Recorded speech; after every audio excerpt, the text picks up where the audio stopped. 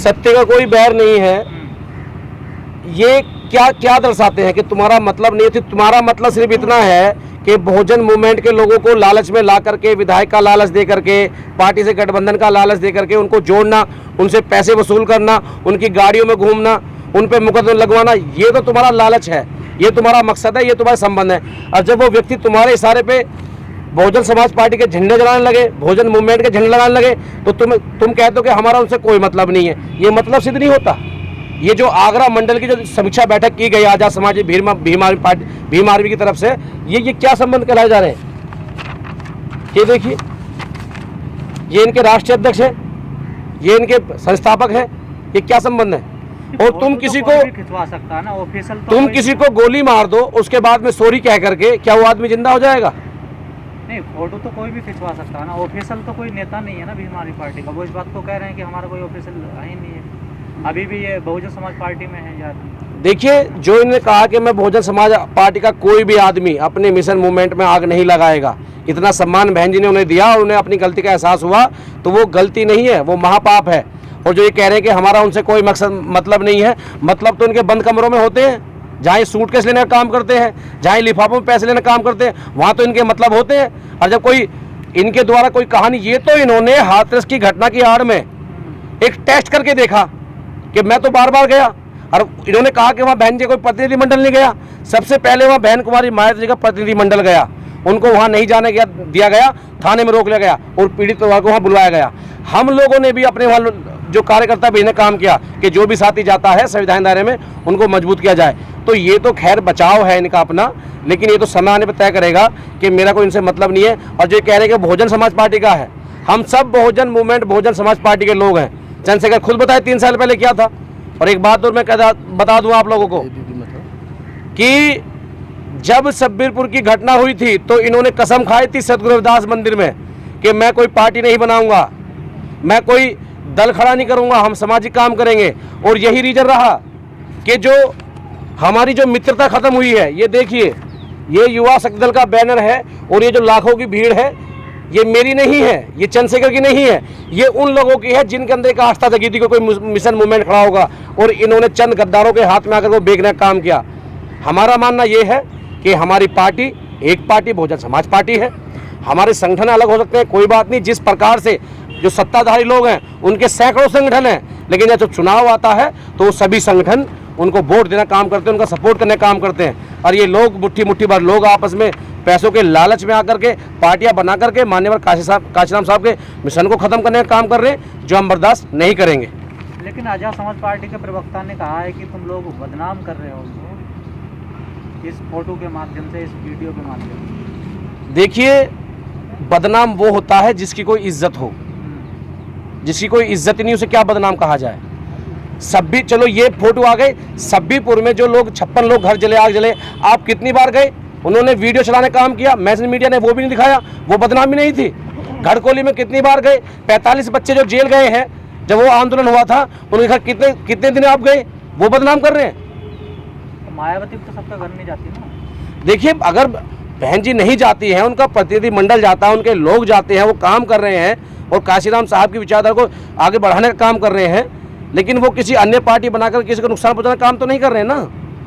Sir, Manisha प्रकरण में अभी आपने बताया सफदरजंग में लगभग 400 लोगों के ऊपर FIR हो चुकी है, पिटाई भी हुई। आखिर वो क्या कारण है कि चंद्रशेखर जी बाइट दे रहे हैं और बाहर खुलेआम घूम रहे हैं, उनके ऊपर कोई FIR भी नहीं है? देखियो, ऐसा है कि फूट गिरो राजनीति करो।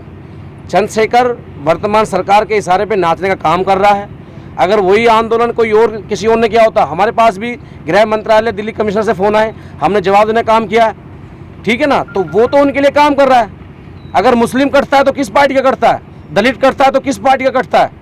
तो वो इसको खिलवा रहे हैं, इसको नचा रहे हैं, वही इनके इशारे पे नाच रहा है। आदमी 151 में तो छूटता नहीं है।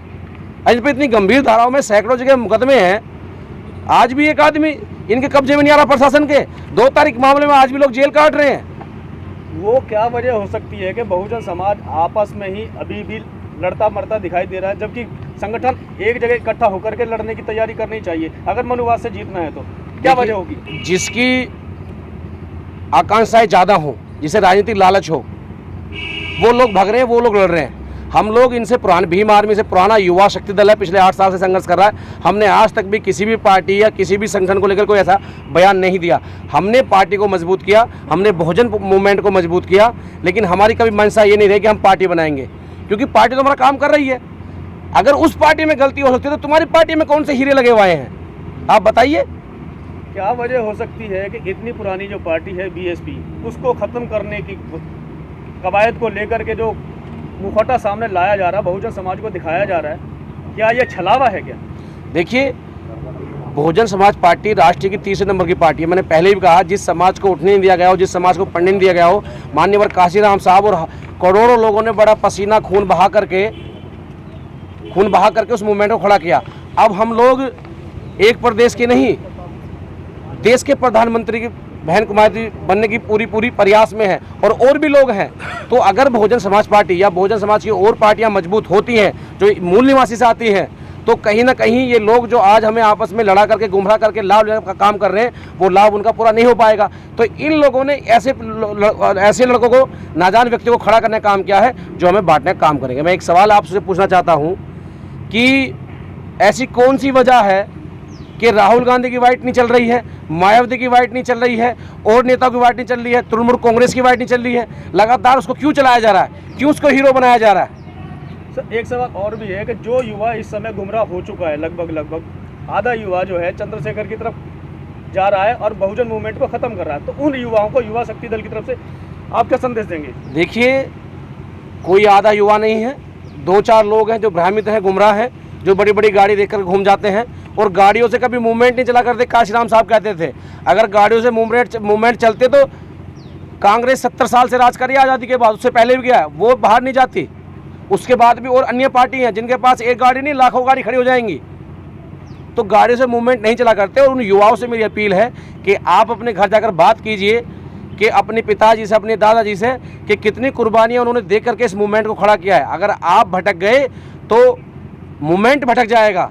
और लोग वापसी कर रहे हैं। युवा शक्ति दल का 3 साल बाद अगर प्रेस कॉन्फ्रेंस करने का मतलब क्या है? वो यही है कि आज हमें लगा कि इन्होंने तो हद कर दी। 84 के बाद जब से पार्टी बनी है, बहुत उतार चढ़ाव बहुजन मूवमेंट ने देखे, लेकिन आज तक किसी की मंजिल ये नहीं हुई कि कोई पार्टी का झंडा जला दे या माननीय काशीराम साहब, बाबा साहब की फोटो जला दे। तो तुम में और उन लोगों में क्या अंतर है जो रात दिन बाबा साहब के स्टैचू तोड़ने का काम करते हैं?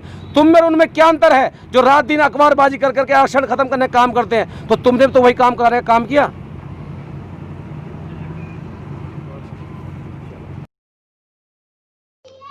NCR करंट न्यूज़ को सब्सक्राइब करें और नोटिफिकेशन सबसे पहले पाने के लिए दबाएं बेल आइकॉन।